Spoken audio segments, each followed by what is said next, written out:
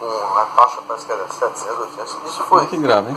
Duas perguntas, se esse valor foi reduzido no novo, na emenda, emenda, não sei se pode chamar de emenda, eu sou advogado tributário, mas eu 28 anos cobrando só imposto, não sei mais nada do resto.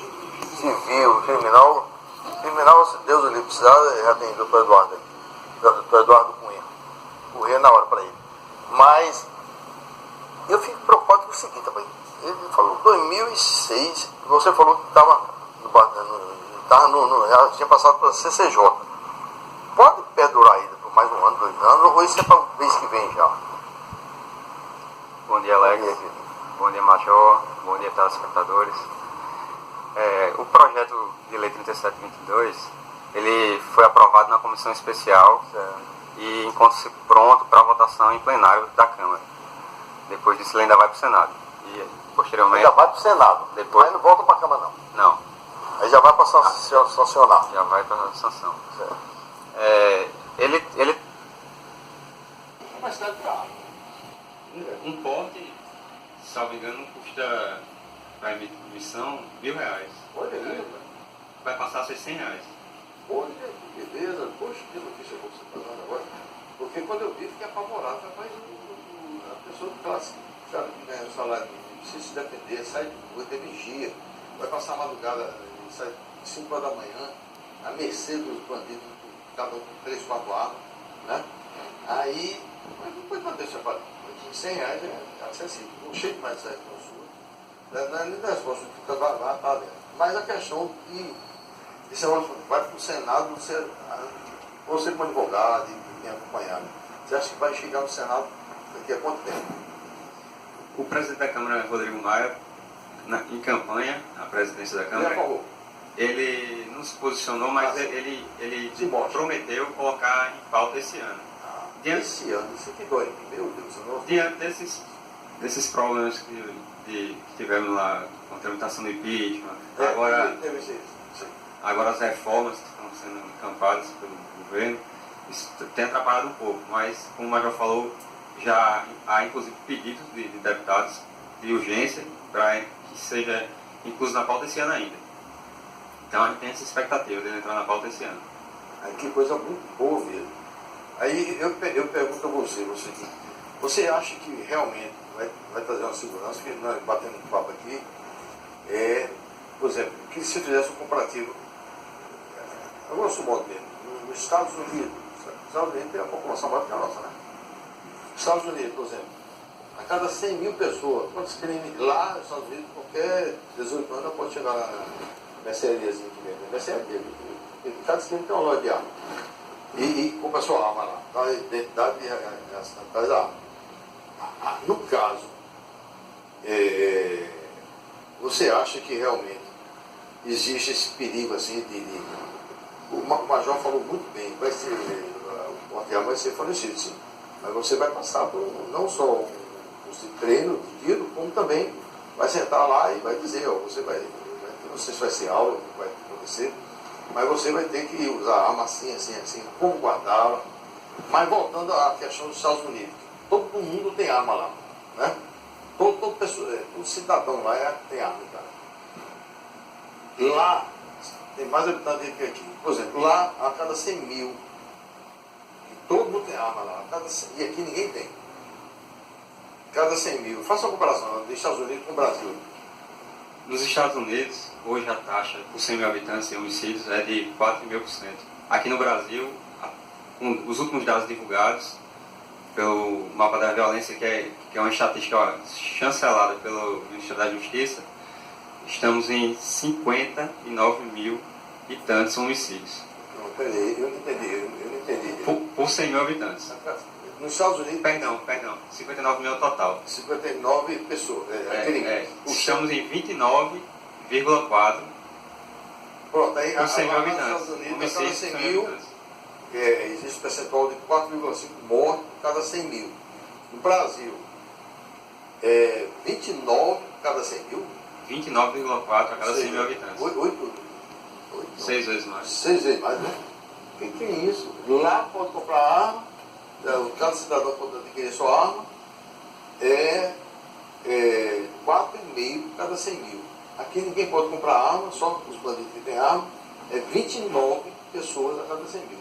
Lá nos Estados Unidos é 4, porque é 29 pessoas. Mas você veja só que o armamento é benéfico para a sociedade. Como é benéfico, né? Eu fico assim, impressionado a ver o que havia por trás disso. Assim, deve ter falando com um político aí, ele é muito da extrema, de direita, ele disse que quiser desarmar a população para que os países vizinhos aí chegar ao Brasil, a população poder ajudar as Forças Armadas. Sucatear as Forças Armadas. Isso não sei se tem fundo de verdade ou não. Eu prefiro nem acreditar que tenha fundo de verdade. Mas tem uma pergunta aqui que eu achei interessante, como é uma coisa muito técnica, né? O Major falou muito bem, essa questão, não, vai haver muita morte, tem uma briga de trânsito, cara, olha, o cara tiver um punhal lá, ele pode sair do punhal e dar estocada no cara lá, não precisa ser uma arma de fogo, né? Então, eu acho que isso não é por aí. Eu, por exemplo, tenho uma arma de fogo há 25 anos. Cuidado no mouse, é o mouse. Está lá guardada lá, bem guardadinha, por isso quando eu troco as balas, ela perde, fica. Não consegue mais, né? Aí de vez em quando, assim, diga aí, por favor. Ela, à medida que passa o tempo, a recomendação da dos fabricantes nacionais, 2 anos. 2 anos? Ficar 2 anos de troca. Se ela estiver guardada em um local, não tem umidade, não tem excesso de calor, tem uma circunstância de umidade e de calor que fazem com que essa munição 2 anos deve ser trocada. Deve ser trocada. Né? Se a gente for trabalhar com equipamento, um material importado, né, tem uma qualidade um pouco até maior, e eles alongam aí para 10 anos. Ah, é? O problema que nós vivemos também no Estatuto tem um monopólio hoje sobre a questão das armas e munições. O monopólio que hoje que eu conheço é a tal. Isso, esse monopólio ele é tem outro? altamente nefasto, porque, por exemplo, as polícias no Brasil, elas são obrigadas a comprar equipamentos os calibres .40, tudo nacional. Nós temos uma movimentação aí nacional de um major da Polícia Militar do Estado de Goiás, Major Castro, e que ele foi vítima de um disparo acidental, uma arma que caiu ao solo e atingiu o peito dele, e tantos outros. Eu faço parte desse grupo, né, e a empresa, a Taurus, está sendo demandada judicialmente, tanto pela associação das vítimas da Taurus, como também individualmente, inclusive eu demandei. Defeito da arma. Né? Eu fui vítima no ano passado, em julho do ano passado, de uma saída de banco, e saquei da minha arma falhou. Né? Você? Foi, comigo. Minha arma falhou. E uma arma era, infelizmente, da empresa. E a gente fez essa demanda, está em curso judicial. As pessoas, quando foi fazer a abordagem, enfim, uma série de policiais que são treinados, capacitados para isso. E a empresa, de uma forma de defesa, está alegando que é imperícia. Né? Eu fiquei até surpreso, porque eu fiz também, eu sou instrutor credenciado pela própria empresa, fiz o curso aqui na época, em 2010, com a empresa aqui. E, além disso, sou instrutor desde 98. Então, é meio difícil para dizer que eu não me preocupo com a questão do treinamento, do armamento e outras circunstâncias. Enfim, então, nesse projeto, já existe o vislumbre da questão da importação. E o próprio DFPC, que é o Departamento de Fiscalização de Produtos Controlados, o general, o comandante do Exército, o comandante, o general Vilas Boas, já sinalizou que as armas que não forem de guerra, ou seja, foram armas convencionais, que são essas armas pistolas, carabinas e fuzis, que são armas voltadas para a defesa, não defesa de segurança nacional, mas defesa dos estados, elas vão perder essa reserva de mercado e, se Deus quiser, a gente vai ter a oportunidade de comprar armamento com qualidade e com um custo, inclusive, mais barato. Eu vou lembrar aqui que a Polícia Federal fez uma aquisição de pistolas Glocks, né, são pistolas austríacas, e que nessa aquisição essas armas saíram pela metade do preço do fabricante nacional. E armas que até hoje não apresentam nenhum defeito, e são armas que são utilizadas aí há um bocado de tempo sem nenhum tipo de situação de acidente ou incidente. Você acha que muita gente vai dizer aí, menos arma, menos crime, mais arma, mais crime. Isso é uma falácia, doutor Gabriel? Pelos números, a gente tem Ele acabou de falar para você. Tem uma resposta clara a essa pergunta. Mais armas, mais crimes, menos armas, Menos crime. menos crimes. Nos Estados Unidos, a um estudo muito detalhado, inclusive um autor de livros sobre desarmamento, John Lott, professor da Universidade de Chicago, de Direito e Economia. Ele fez um estudo utilizando dados ao longo de vários anos, e ele detectou que numa situação onde cerca de 9 estados tinham leis permissivas para o porte de armas nos Estados Unidos, e hoje em dia quase todos têm, houve uma redução à medida que cada estado ia liberando, ia flexibilizando as leis. Aquele estado apresentava redução na criminalidade, inclusive naqueles ataques em massas que a gente observa nos Estados Unidos. No Brasil não foi diferente. Aqui a análise a gente faz de forma inversa, porque ao invés de flexibilizá-los, nós endurecemos a lei, inclusive uma das legislações mais duras do mundo sobre armamento é do Brasil. Então aqui a gente restringiu o porte, inclusive a posse, porque o elemento da discricionalidade, então torna difícil, quase impossível. O porte é quase impossível, e a posse, o resto. Qual a diferença de porte e a posse? O porte é o cidadão ter, dentro do limite da sua residência, Sim. da sua fazenda ou da empresa em que é responsável titular. Certo. Ele pode utilizar apenas ali no interior, nos limites. Espaço físico. E o aporte Ele pode transitar com ela de forma oculta, velada. Ele pode transitar com ela com algumas restrições de locais. Inclusive a nova lei, ela traz restrições como locais com grandes aglomerações, boates, casas noturnas, igrejas. Então, alguns locais há essa proibição. Como há também proibição na questão de uso de bebida e substâncias entorpecentes. Então, no Brasil, com a restrição, foi uma crescente na criminalidade. Onde a gente tinha lá em 2003 cerca de 50 mil homicídios, hoje nós temos 59 mil e tantos homicídios. Houve uma crescente. Inclusive houve uma crescente nos homicídios com o número de armas de fogo. Os homicídios com emprego de armas de fogo representam em torno de 70%. Da implementação do Estatuto para cá, houve um aumento em torno de 11% dos homicídios com arma de fogo, que era a principal meta do Estatuto, era reduzir os homicídios com arma de fogo, e não reduziu. Agora aqui está dizendo o seguinte, aí eu vou perguntar ao Major, que esse aí sabe, não é que você não sabe, mas eu acho que ele entenderia melhor. É errado reagir, ou toda vez que você vai reagir, existe a possibilidade de 99% morrer? Major. Isso é colocado hoje como uma regra, e não é a regra. Existe a reação em ambiente controlado, em ambiente, por exemplo, você está dentro da sua residência, você está dentro de um ambiente de trabalho, um ambiente que você conheça bem, e que você saiba analisar identificar quem são as pessoas que são, vamos dizer assim, que não são agressoras. A reação, e você transportando o que a gente chama de elemento de surpresa para o seu lado, a reação ela é exitosa. Inclusive, no meu caso, quando a arma falhou, o meu tiro do agressor fraturou meu fêmur, mesmo com o fêmur fraturado, mas primeiramente Deus, a bênção dele e o livramento dele, que se não fosse ele também não estaria para contar aqui a conversa, mas em segundo porque os treinamentos que nós fizemos de retenção de arma de fogo para desabilitar a arma dele, eu desabilitei, eu tirei o carregador da arma dele, ele não deu outro disparo, então tudo isso só foi possível porque eu tinha treinamento. É isso que a gente fala. Então, a questão da reação, a gente não está aqui fomentando que haja uma perseguição, o cidadão sair às ruas para querer se defender ou defender terceiros, porque pode acontecer em situações. Ele, por exemplo, um cidadão às vezes armado na rua, ele está armado também, se ele de repente ele tentar abordar aquele cidadão, pode se tratar de um outro cidadão tentando até defender outra pessoa. Então, tem situações.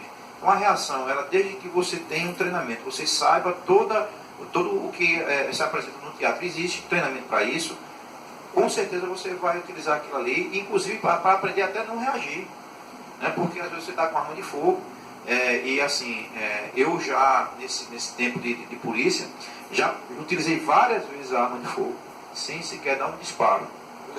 E graças a Deus, eu posso dizer isso, de 2011 para cá, me envolvi em 9 confrontos armados, isso desses 9, 8... Você que você tinha matado um 200? Não.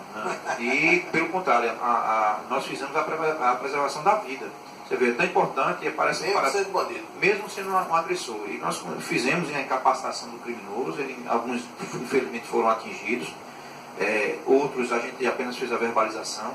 Eu, às vezes, paisano, na folga, e não só eu, vários policiais fizeram isso, paisano fizeram conteúdo. Eu me lembro de uma situação, eu estava no McDonald's com minha família, ali na Rui Carneiro, e um elemento com um facão querendo matar o outro elemento, e eu saquei da arma, verbalizei, o cara soltou. O cara que estava com o facão era um dono de uma loja que o cara estava roubando, quer dizer, ele ia matar, quer dizer, ele, num momento de fúria, ele, quer dizer, minha arma, a minha atitude armada salvou uma vida. Então, muitas vezes querem demonizar a questão da arma de fogo.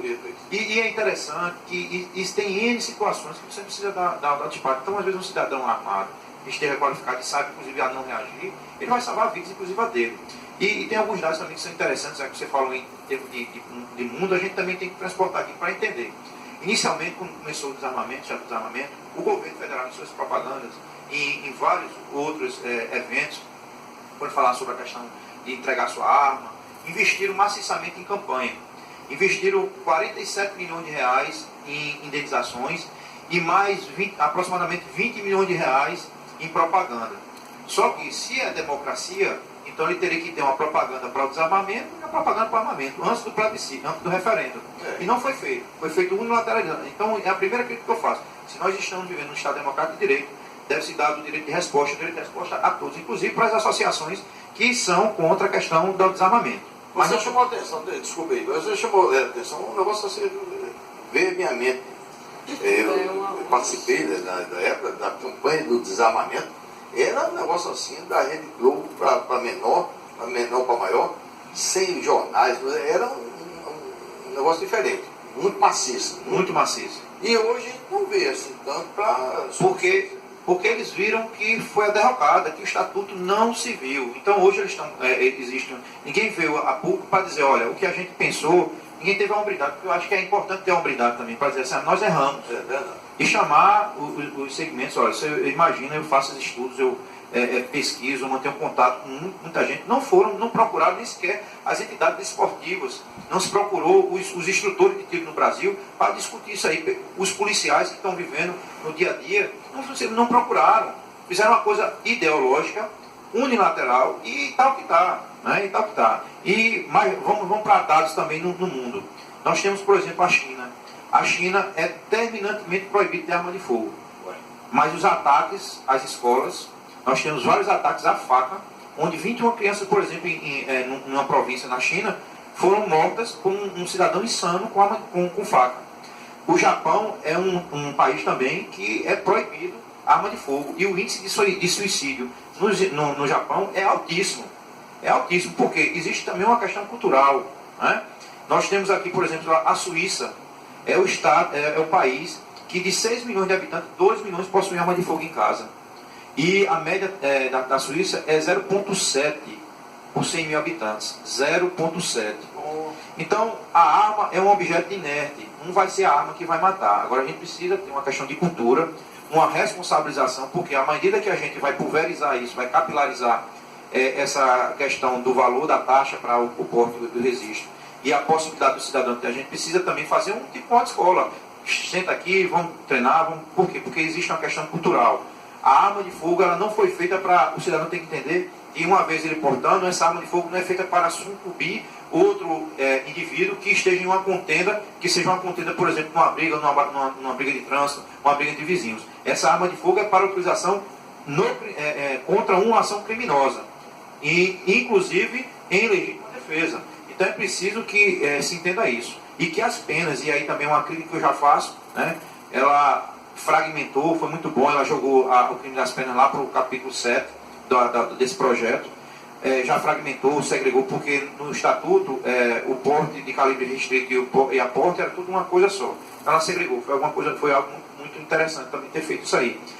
E fala também sobre duplicar ou aumentar a pena. Mas o que a gente fica preocupado a gente tem que inserir também que o cidadão que esteja armado e que ele tenha um direito do aporte e do registro de arma de fogo, caso ele venha a usar essa arma, que ele também tem uma pena maior, usar essa arma de forma irregular, de uma forma que não for a legítima defesa. Então é preciso que seja colocado isso também como um apontamento. Então a gente é a favor, sim, do direito de defesa, mas que seja feito isso aí. Aí nós vamos aqui para a América Latina, que a gente tem que vir comparar.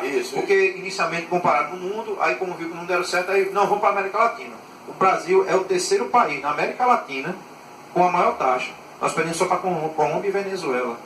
A Argentina é mais por 100 mil habitantes. A Argentina é 5. Nós temos o Chile 2,5 por 100 mil habitantes. Então, até a Guiana Francesa... No Chile e na Argentina, foi isso que você disse? A cada 100 mil habitantes, existe 5 homicídios. 2,5 no Chile. 2,5. Isso, na Argentina que é 5. Na Argentina é 5. A cada 100 mil... cada 100 mil, 5 mortos. Isso. E no Brasil é quanto? Então, estamos em 29,4. E essa taxa... Na América Latina. Na América Latina. Então, assim, se nós formos colocar em paralelo, e a Argentina que também passou por uma crise muito grande, existe uma questão cultural. E vamos para dados aqui. Agora, eu transportei a América Latina, vamos para o Brasil. Nós temos estados, a Paraíba, vamos trazer aqui para a Paraíba. A Paraíba, de 2003 até 2011, foi o estado que, estatisticamente, isso aí está no nosso livro, a gente traz isso e mostra porque são dados que foram chancelados. Você chegou agora, bota aqui o livro dele aqui. Que foram dados que foram chancelados pelo próprio governo federal e também pelo mapa da violência, que o Jacobo, que é o grande capitão desse estudo, fala sobre a questão dos dados de mortalidade no Brasil. E aproveita esses dados, vêm do sistema de informação de mortalidade do Ministério da Saúde.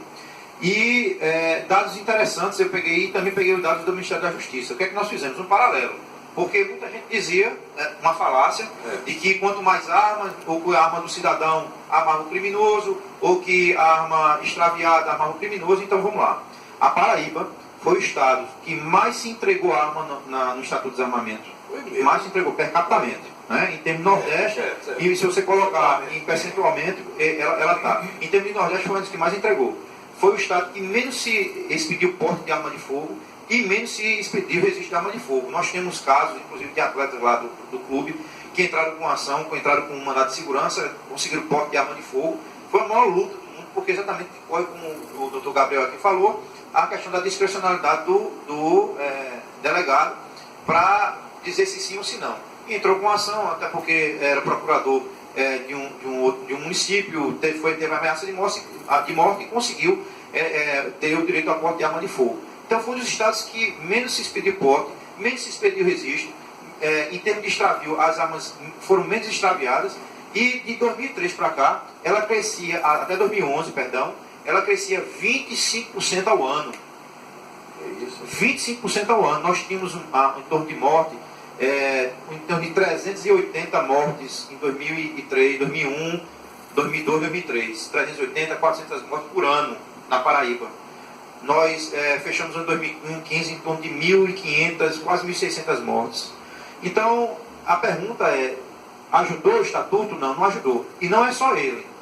Nós tivemos também o advento da Lei 2.403, que aqui estão os advogados e a gente pode até convergir ou divergir nisso, mas flexibilizou muito a ação criminosa. Um criminoso que é pego com porte de arma de fogo hoje, ele morre e não vai para a cadeia por porte de arma de fogo. Ele morre e não vai para a cadeia. Por quê? A vida criminal desse indivíduo, ou ele vai matar alguém ou ele vai morrer. Então, 5, 6, 4, 8 anos, que é a média de julgado de um porte legal de arma de fogo, quando ele for julgado em primeira instância. Graças a Deus, teve a decisão agora, a retificação da decisão da segunda instância, ou seja, da prisão em segunda instância, que já vai ajudar um pouquinho, né? Mas o que é que acontece para os meios policiais e para a sociedade? O cidadão é pego hoje, na realidade hoje, ele é pego com arma de fogo. Vamos dizer que o doutor Gabriel aqui tem um cliente dele, que é pego hoje com arma de fogo. Ele vai, se a arma for de calibre restrito, ele vai para a audiência de custódia, porque se tratar de um livro com uma pena maior que 4 anos, e o juiz vai arbitrar lá a fiança, ele vai fazer o juramento lá dele, o compromisso dele, dizendo que não vai acontecer mais isso, que ele vai virar um menino bonzinho, e vai ser posto em liberdade. No outro dia ele comprou arma de fogo, e vai de novo para ele, vai ser preso novamente. Aí o doutor Gabriel vai lá de novo, ele faz um compromisso, e aí ele faz isso 2, 3, 4. Nós já pegamos cidadão que já teve mais de 5, 6 portes ilegais de arma de fogo.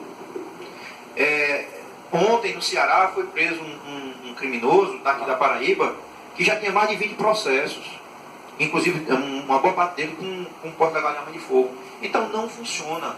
E aí quem fica refém é a sociedade e a polícia, que tem que ter uma resiliência muito grande para aprender a soltar, e você vê. Imagina você está aqui no seu programa, você está fazendo essa gravação do programa, e quando a gente termina tudo aqui, aí a fita lá deu um problema, a gente vai ter que fazer o programa todo de novo. Né? Olha, assim, o seu espírito já esmurece, porque você... Meu trabalho está sendo posto toda fora, é o que está acontecendo. Não existe ânimo para continuar. Nós precisamos mudar o processo penal, enrijecer, porque a arma de fogo, para um criminoso, ela só serve para tirar a vida de alguém, para ameaçar ou para traficar. Só isso, né? Não tem outra não. O criminoso usa a arma de fogo como um meio. E hoje, infelizmente, é um entendimento que nós temos nos tribunais superiores, inclusive também para menores, né? Que a arma de fogo por si só não é um crime, não é um crime de ameaça direta, é uma ameaça genérica. Ele é um crime de perigo. Só basta você ter para você já estar cometendo um crime. Porém, nós sabemos que essa arma ou vai ser utilizada para um crime maior. Então, a gente tem que parar com isso. Eu já vivenciei casos aqui, quando eu trabalhava na região metropolitana de João Pessoa, de um menor de idade que foi pego com um revólver num dia, numa quinta-feira, na sexta-feira foi preso com uma pistola, e no sábado foi preso com uma espingarda calibre 12, na área do 5º Batalhão. É muito complicado isso. Hoje Existiu muito grande para a polícia. Então, não só para a polícia, mas para a sociedade, porque a sociedade pede e cobra da gente. Cadê a polícia? A polícia está trabalhando. Falta de eficiência não é. Porque a legislação quebrada. Você precisa ter uma ideia. Nós, desde que começou o programa Paraíba pela Paz, como um programa que foi instalado pelo governador Ricardo Coutinho, através da Secretaria de Segurança Pública, Dr. Cláudio Lima, e o comandante Euler, nós conseguimos, ano a ano, aumentar a média de apreensões de arma de fogo. Quando começou o programa, em 2011, nós tínhamos uma média de 7,8 armas apreendidas dia na Paraíba. Em 2015, nós fechamos com 10,6 armas. Ou seja, o que é isso? Nós aumentamos mais, nós prendemos mais, mas continua chegando mais arma. Então é muito complicado isso. Então essa situação não está, vamos dizer assim, havendo para o criminoso a sensação de impunidade. De punidade, não de impunidade. Então a sensação que ele tem hoje não é nem ser mais impune, é de imunidade. Ele sabe que não vai acontecer nada. Porque um criminoso desse, a vida de um criminoso desse, em média, principalmente adolescente, porque o doutor Gabriel aqui falando sobre o mapa da violência, o maior índice de morte são dos jovens. Exatamente os jovens que são proibidos de ter arma de fogo. A maior média de mortes é exatamente da 14, 15 anos de idade até 24 anos de idade. Ora, o cidadão, para adquirir uma arma de fogo patentista, é a partir dos 25 pela lei atual. Então o que é que está havendo? Então não é a arma legal que está matando, o que está matando é a arma ilegal, o que está matando é a falta de controle. E assim, falta essa linha, falta essa ligação de também termos no processo penal e no Código Penal enrijecer. E não é só enrijecer em questão de cadeia, já que a política criminal é de soltar por conta de preço provisório, vamos mexer na pena pecuniária. O cara compra 5, 4, 35, 3, 4 mil reais numa arma de fogo. Então é o seguinte, você vai além da arma, você vai pagar uma multa. Vamos colocar uma multa aí no dobro valor da arma de fogo, e esse valor ser invertido para equipar as polícias. Certo. Vamos fazer isso aí? Isso. Né? Mas não fazem. Então a gente está realmente fadado, certo? A uma crise muito grande, porque isso é uma crise também social profunda. E nenhuma polícia no mundo, vou repetir, nenhuma polícia no mundo, tá? Eu converso com muita gente de fora, e eles falam inclusive, assim, algo que parece paradoxal, mas não é. Vocês, policiais do Brasil, são os policiais para gente, para manter contato com gente do estado da Flórida, do Texas, gente da França, e falo, vocês, pelo nível de legislação que vocês têm, vocês são os melhores policiais do mundo. Por quê? Porque vocês trabalham com o mínimo de recurso possível, não tem uma legislação que permita, vocês, perentoriamente, vocês estão prendendo criminosos, 5, 6, então a sua força produtiva vai toda para empurrá-lo. É o que está acontecendo. Então, e tudo isso tem a ver com essa situação de desarmamento. Nós estamos falando, nosso TV da NET, hoje a NET tem quase 100 mil assinantes. Os outros concorrentes é 3 mil, 4 mil, 5 mil. A NET, nós temos ela há 8 anos, Hoje alcançamos 100 mil lares, um multiplicador de quase 400 mil pessoas. Vai ouvir o que o senhor falou, que foi muito benéfico. Nós acabamos de ouvir assim, um relatório fantástico do Major Pablo, Major atuante da Polícia Militar, do nosso advogado Gabriel Barbosa. Eu queria deixar um minuto para considerações finais, e já estou aqui com o nosso amigo, doutor Jordan, que ele é procurador da Justiça Federal, e vamos falar sobre Lava Jato e delação premiada. É um assunto que mexe aí com o Brasil todo. E ele já está aqui no nosso estúdio. Mas eu queria primeiro um minuto de consideração. Em segurança pública a gente tem que fazer uma análise, eu comparo com a medicina. Tem que fazer o diagnóstico para dar o remédio. Então, fizeram diagnóstico no Brasil de quem causava essa criminalidade era o crime passional, era o vizinho que brigava, era no trânsito, era o marido com a mulher, e aplicaram os armamentos da população. E esse diagnóstico está equivocado, porque a própria ONU, no Instituto Global de Criminalidade, apresentou 2 relatórios, onde no primeiro ele aponta que no Brasil as causas criminais são dos criminosos habituais, do crime organizado, do criminoso reincidente. E no segundo ele informa que no Brasil não há crimes sociopolíticos, geopolíticos, não há, no caso, especificamente, terrorismo e guerra civil, e que os crimes interpessoais, que são nossos crimes passionais, não são os responsáveis pela criminalidade. E, voltando ao comparativo com a medicina, desarmar o cidadão foi como se a gente estivesse tratando gripe com quimioterapia. E o efeito colateral é mais devastador do que o tratamento. Então, o efeito imediato ao desarmar o cidadão foi o aumento da criminalidade contra a sociedade. Foi fragilizada não só o cidadão individual, que perdeu o direito de se defender, que não tem mais um instrumento de defesa, mas a sociedade como um todo foi fragilizada. Isso ficou muito claro num tipo de crime, que é o chamado crime de arrastão. Antes a população, quando se agrupava, elas tinham uma segurança a mais. O criminoso tinha medo que tivesse alguém armado ali. Hoje em dia é até um atrativo. Ele prefere, facilita, aumenta os lucros, muitas vezes. Muito obrigado, doutor Gabriel Barbosa. Ele é, inclusive, vice-presidente da Comissão de Segurança Pública da OAB. A OAB, se não me engano, foi presidida por muito tempo pelo nosso estado, não é? O seu pai, né? Deu um branco no nome. Arlindo, conheci demais da conta. Doutor Arlindo Delgado, é o pai do nosso próximo entrevistado, doutor Jordan. O pai dele foi presidente da OAB bastante tempo. E nas considerações finais, eu agradeço mais a sua presença aqui, Major, e quero até depois que eu venha para a gente comentar mais, que o tempo foi curto mesmo. Você quer um negócio para 2 horas ou 3. Mas, ver sua agenda aí, para a gente voltar aqui para falar até aquele negócio que a gente falar.